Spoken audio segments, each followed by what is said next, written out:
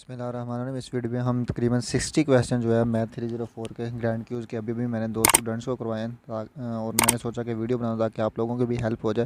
तो अभी हम स्टार्ट करते हैं अपना ग्रैंड क्यूज़ के क्वेश्चंस। क्या पहला क्वेश्चन है, कहता let X be the sum of horizontal forces and Y be the sum of vertical forces acting on particle. If X is positive and Y X is negative and Y is positive then the resultant of the forces are in the कौन से coordinate में इसका resultant होगा। इसमें हमारे पास X negative है, Y positive है, तो ये हमारे पास सेकंड क्वाड्रेंट आ जाएगा। Next question, Lami's theorems can not be applied if a body is in state of vertical equilibrium only under the action of 3 concurrent coplanar forces. तो ये आंसर ट्रू है।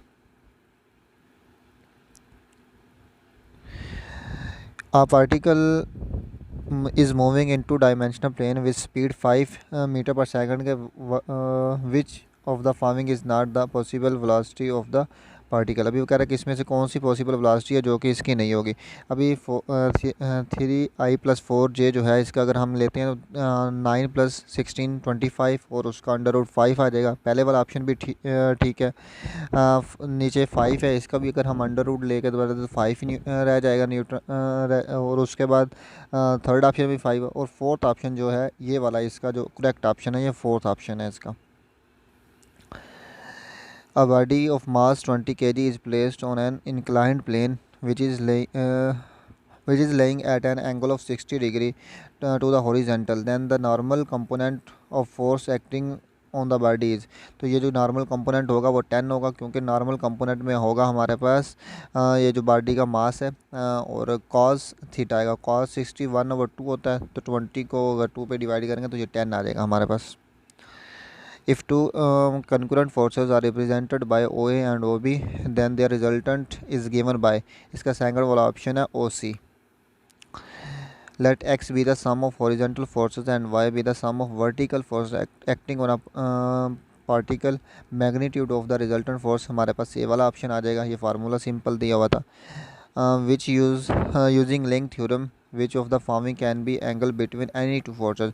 ये स्टेटमेंट गलत है, ठीक है, क्योंकि वो इसमें ये कहना था the forming which using Lami's theorems which of the forming can not be angle used, ठीक है, तो वो 180 डिग्री था, ठीक है, इसका ऑप्शन यही 180 डिग्री, लेकिन ये स्टेटमेंट गलत है। अकॉर्डिंग टू लेमिस थ्योरम, ये लेमिस थ्योरम की डेफिनेशन दी हुई है उसने थर्ड ऑप्शन में, ये इसका करेक्ट ऑप्शन है। Dash is use in Lami's theorem. Lami's theorem में क्या ट्रिग्नोमेट्री जो होती हैं वो रेशोज़ हम यूज़ करते हैं, यानी कि वो जो साइन थीटा होता है प्रोपोर्शन टू फोर्सेस के, तो इसमें ट्रिग्नोमेट्री रेशोज़ आएगी, ए ऑप्शन है। Greatest resultant of two forces P and Q is possible when angle between the two forces is degree. तो जब ये 0 डिग्री होगा तो हमारे पास जो रिजल्टेंट होगा वो ग्रेटेस्ट होगा, और जब 180 होगा तो ये हमारे पास रिजल्टेंट जो होगा वो हमारे पास 0 हो जाएगा फोर्सेस का।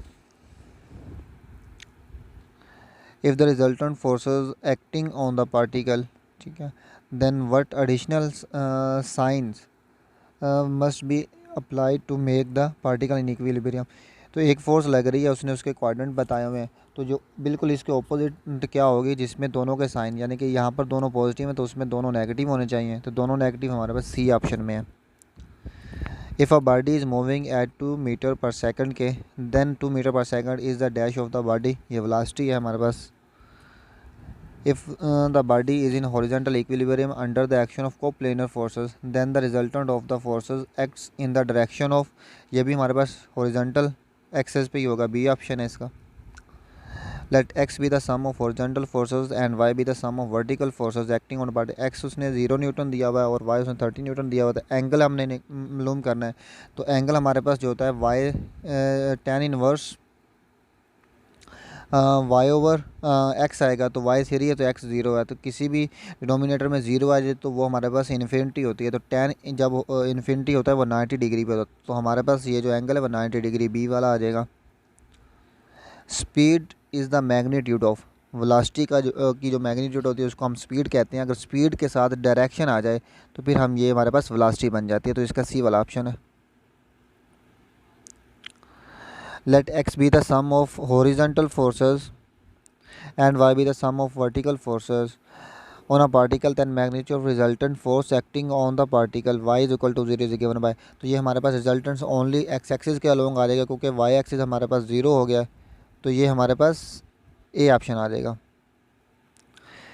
अभी आगे नेक्स्ट क्वेश्चन है, if a body of weight 5 newton is hanging in equilibrium by a light extensive string then the tension in the string. तो वेट के इक्वली जो होती है वो टेंशन होती है, तो वेट हमारे पास 5 है तो टेंशन भी हमारे पास 5 न्यूटन हो जाएगी। अगर यहाँ पर हमारे पास मास जैसा 5 kg के, तो तब हमारे पास टेंशन जो होनी थी वो 50 न्यूटन होनी। इसको आप आपस में कन्फ्यूज़ नहीं करना। तो इस क्वेश्चन का जो आंसर है वो हमारे पास बी है। नेक्स्ट क्वेश्चन है जी हमारे पास, if force of 10 Newton acts at an angle of 30 degree but with the horizontal, then the vertical component of force, vertical component जो हमारे पास होगा उसमें हम 10 sin 30 1/2 होता है, तो ये हमारे पास ए ऑप्शन 5 जो है न्यूटन इसका आंसर आ जाएगा। The property of matter that resist change in its motion is called. तो अनर्शिया की डेफिनेशन दी हुई है, अनर्शिया जो होता है वही रेजिस्ट करता है किसी भी मैटर को उसकी मोशन चेंज करने पे, तो इसका सी वाला ऑप्शन है। इस क्वेश्चन में हमारे पास if the mass of particle is 8 kg then its weight will be. तो एम जी होता है, मास 8 दिया तो जी हमारे पास 10 होता है, तो 8 को 10 से मल्टीप्लाई कर तो 80 आ जाएगा, हमारे पास ए वाला ऑप्शन आ जाएगा इसमें। If a body is place on a horizontal table and the normal component of the content force is 100 Newton के, then the mass of the body will be। ठीक है, तो मास हमारे पास क्या आ जाएगा, यहाँ पर इसका बी ऑप्शन है 10 kg हमारे पास इसका मास आ जाएगा, क्योंकि जब वर्टिकल हॉरिजॉन्टल टेबल होगा बिल्कुल तो उसका कंपोनेंट बिल्कुल अपवर्ड होगा नॉर्मल कंपोनेंट, तो उसके ऑपोजिट हमारे पास जो होगा इसका वेट होगा। तो वेट हमारे पास इसमें 100 न्यूटन आ गया, तो मास हम वेट जो होता है वो इक्वल टू एम जी होता है, जिसमें से अगर हम मास निकालेंगे तो वो हमारे पास 10 न्यूटन आ जाएगा। Next question, Lami's theorem can be applied if a body is in state of horizontal equilibrium only under the action of 3 concurrent coplanar forces. True है ये।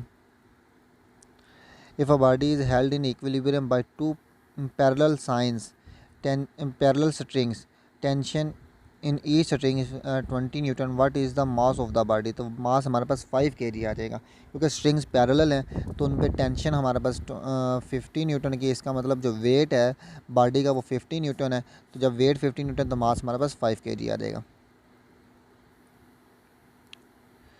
Law of science is applicable on, ये acute angle triangles पर होगा सिर्फ। Law of sine भी और law of cosine भी, ये दोनों क्वेश्चन दे सकते हैं आपको, लॉ ऑफ साइन का भी और कोसाइन का भी, इसको आपने याद रखना है। इसका हमारे पास ए ऑप्शन है। In Lami's theorem forces are dash to be sine of the angle between the other twos, ये हमारे पास प्रोपोर्शनल होती हैं, ए ऑप्शन है इसका। If a body doesn't change its position with respect to its surrounding then it's say to be in state of rest होगा, B option है। If a body is moving at 2 metre per second then 2 metre per second is the dash of the body velocity है, ये repeat हो गया question.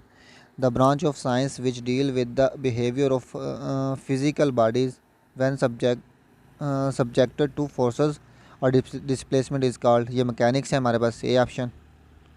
Horizontal and vertical component of the force acting on a particle are 5 Newton and 12 Newton respectively. Magnitude of the force acting on the particle is, ये हमारे पास 30 Newton, सी आ जाएगा, क्योंकि 5 का 25, 12 का 140, तो 144, तो ये 169 और इसका अंडर रूल लेंगे तो 30 न्यूटन, सी ऑप्शन आ जाएगा हमारे पास। If the body is in horizontal equilibrium under the action of coplanar forces, then the resultant of the forces acts in the direction of horizontal axis, B option है, ये भी repeat हो गया। Greatest resultant of two forces P and Q is possible when angle between two forces is 0 degree, ये भी repeat हो गया। In Lami's theorem forces are dashed to be sign of proportion, A option है, ये भी repeat हुआ है। If a body is in equilibrium under the action of coplanar forces and upward forces are tripled, upward forces are tripled कर देंगे, then the keep in equilibrium downward force also be tripled, ये हमारे पास D option है इसका। इसमें हमारे पास option जो है वो 1/7 है। ठीक है, ये क्वेश्चन जो है वो सही नहीं है, इसके नीचे भी थोड़ी सी स्टेटमेंट आनी है। If the resultant forces acts along the line y is equal to x, then the resultant makes an angle of degree with positive x axis, ये हमारे पास 0 डिग्री आ जाएगा, सॉरी 45 डिग्री आ जाएगा। बी ऑप्शन है इसका। Let x be the sum of horizontal forces, y be the sum of vertical forces. x हमारे पास 0 Newton है, तो वही अगर हम एंगल लेंगे तो ये हमारे पास 90 डिग्री आ जाएगा। इन्फिनिटी वाला कंसेप्ट है, ये भी रिपीट हुआ है। According to Lami's theorem, definition है, सी ऑप्शन है इसका। Law of cosine is applicable on, वही रिपीट हुआ है, ये ऑप्शन है। acute angle triangle only है। From lambda mu theorem, to be satisfied forces should be equal in magnitude, parallel, coplanar, और इसका सी ऑप्शन है coplanar वाला। Let x be the sum of horizontal forces and y be the इसी तरह x is equal to 0, y is equal to 5 Newton है। Then the angle made by the horizontal, ये भी 90 degree है। तो ये आपने देखा काफ़ी क्वेश्चन रिपीट हो रहे हैं, ठीक है। तो अगर आप ये मेरी MCQs आपने आखिर तक लिए और ऑप्शंस को अच्छे तरीके से समझ लिया, तो उम्मीद है कि आपका क्यू जो है वो बहुत ईजीली हो जाएगा। शुक्रिया।